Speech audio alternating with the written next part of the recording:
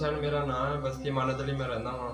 ठीक है, गुज़श्ता दिनों 10/9/2021 ਨੂੰ मेरे घर 8-10 नामालूम अफराद ने वड़ के हमला किया, साड़ी औरतों की की नाम बेइज्जती की, वालों तो पकड़ के थप्पड़ा मारियां।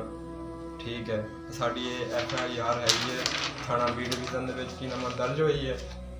ठीक है, जिहदे विच जवेद अरशद पड़ाचा ने ਇਹ ਮੁਲਜ਼ਮਾਂ ਨੂੰ ਜਿਹੜੇ ਮੇਰੇ ਮੁਲਜ਼ਮ ਨੇ ਇਹਨਾਂ ਨੂੰ ਜ਼ਿਮਨੀਆਂ ਦੇ ਵਿੱਚ ਇਹਨਾਂ ਨੇ ਬੇਗੁਨਾਹ ਕੀਤਾ ਹੈਗਾ। ਠੀਕ ਹੈ, ਸਾਡਾ ਕੇਸ ਹੁਣ ਅਦਾਲਤ ਕੋਲ ਚਲਾ ਗਿਆ ਹੈਗਾ। ਜ਼ਿਮਨੀਆਂ ਦੇ ਵਿੱਚ ਇਹ ਬੰਦੇ ਬੇਗੁਨਾਹ ਕੀਤੇ ਨੇ ਤੇ ਸਾਡੀ ਜ਼ਿਮਨੀਆਂ ਦੇ ਵਿੱਚ 452 ਜਿਹੜੀ ਹੈ ਇਹਨਾਂ ਨੇ ਬਿਲਕੁਲ ਹੀ ਖਤਮ ਕਰ ਦਿੱਤੀ ਹੈ।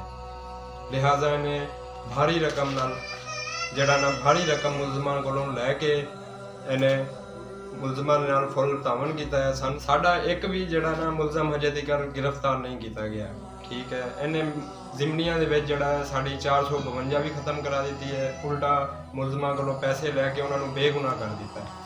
साडे जड़े मेन जिन्हां ने असल जड़े साडे घर बड़े सीगे बंदे, ठीक है, इन्हां नूं उन्हें भारी रकम लैके बेगुनाह किया है। असी DPO साहब को कल पेश हुए हैं तो उन्होंने भी साड़ी गल यही की है, कभी वो सानू DSP साहब को भेज देंगे ने, कभी किहड़े अफसर को भेज देंगे ने। सानू 2 महीने हो गए ने, असी गरीब बंदे हैं, असी बड़े जलील हो रहे हैं।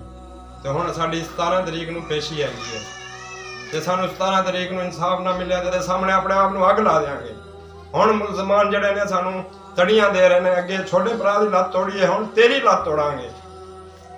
मेहरबानी होएगी पुलिस जिहड़ी है इन्हां दे पुलिस से कोई इतबार ना किया जाए, ये बंदियां दा काम करती है, गरीब आदमी का इत्थे कोई नहीं हैगा।